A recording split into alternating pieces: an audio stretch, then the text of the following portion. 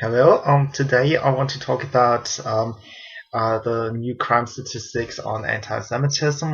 It has gone up a bit.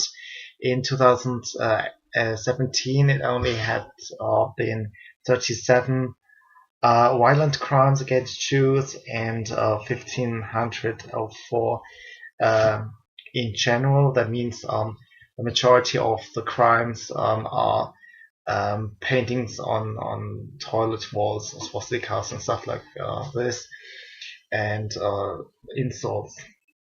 Um, in 2018, the picture is similar, but there is the mentioned hike. There were in total 646 crimes, and the violent ones were 62, of which 37 resulted in injuries. That is bad, but it is not so bad that you would feel insecure. Now let's talk about the reaction.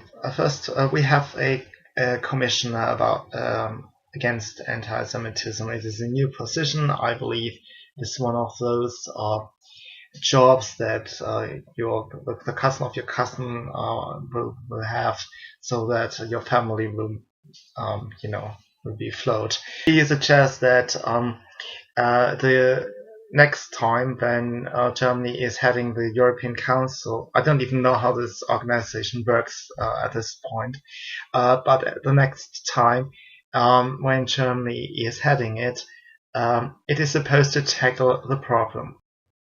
But I don't believe that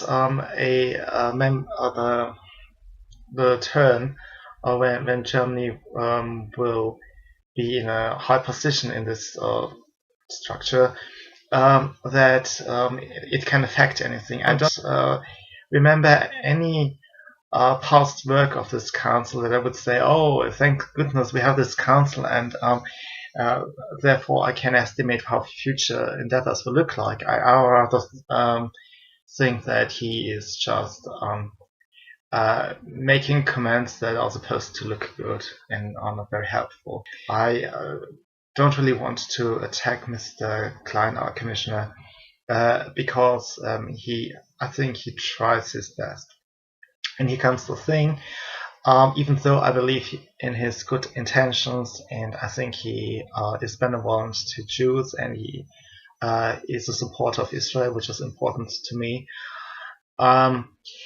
He does not always make the suggestions that I wanted to hear. And the next thing he said was that Germany, the government, not the people, the government is supposed to enact a law again in the image of the censorship law NetzDG to tackle hate speech against Jews.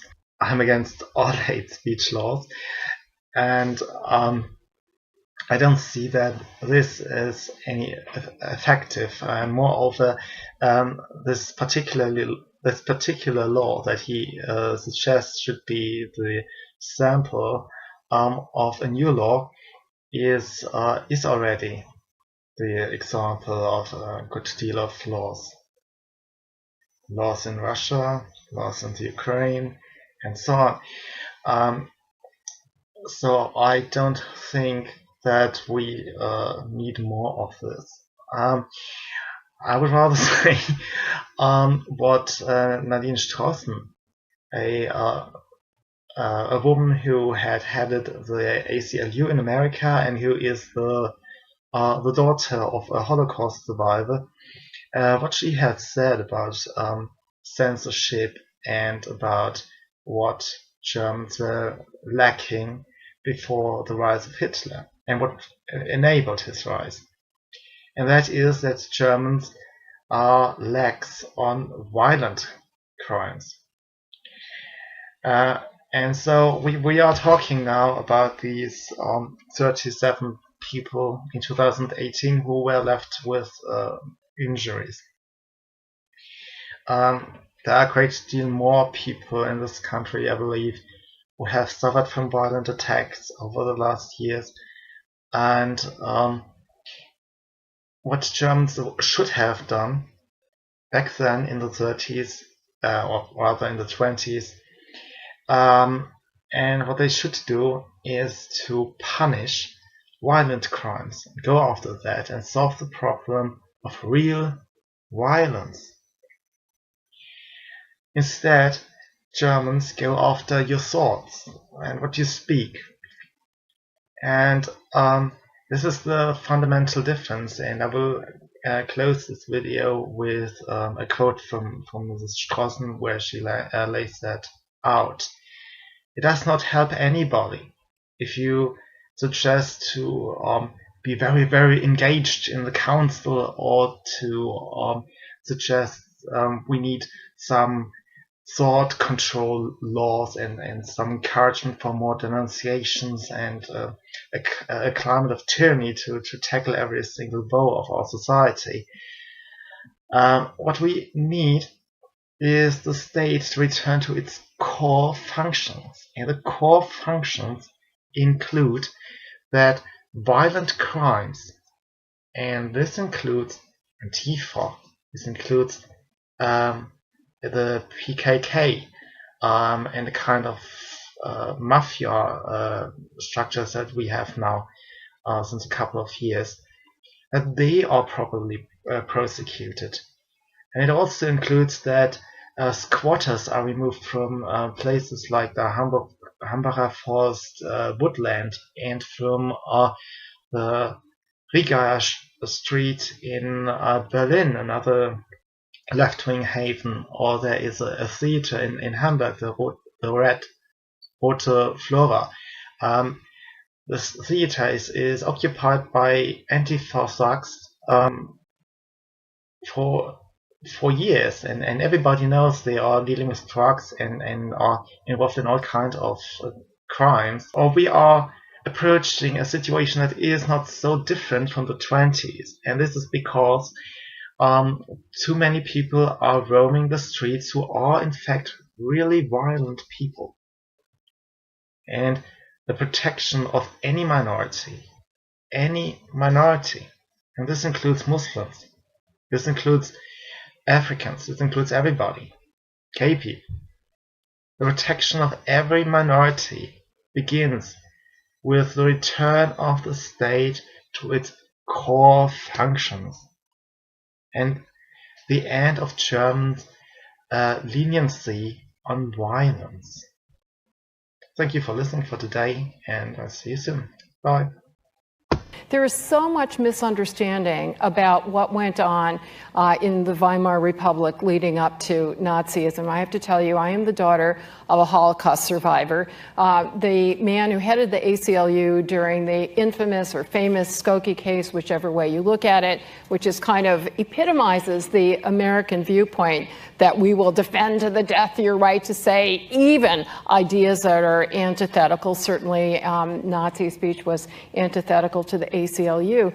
Aryeh Neyer, who was the executive director of the ACLU at the time, was himself a Holocaust survivor. His entire family, except for his immediate family, was wiped out.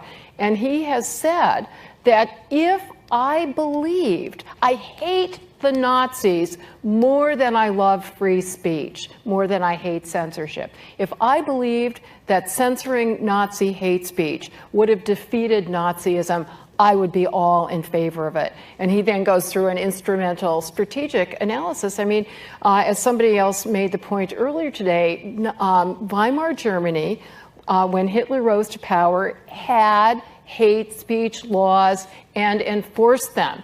The leading Jewish organizations of the day said the laws were enforced fairly. Leading Nazis and public publishers of racist anti-Semitic publications were repeatedly, dozens of times, prosecuted and put in prison. And guess what? That became a big platform for them to propagate their ideas. Now, the big difference there and what happened in this country is that actual racist anti-Semitic political violence was not punished. So the Nazis could get away with murder, literally. They beat up and assaulted and killed Jews and other minorities and their opponents. And the analogy would have been as if in this country we didn't prosecute those who were committing murder and violence against civil rights demonstrators. So there is, to me, an absolute distinction between outlawing and punishing violent conduct, including the kind of violent conduct we saw in Berkeley, quite frankly, because it's to the same effect, stopping people from speaking freely and debating freely.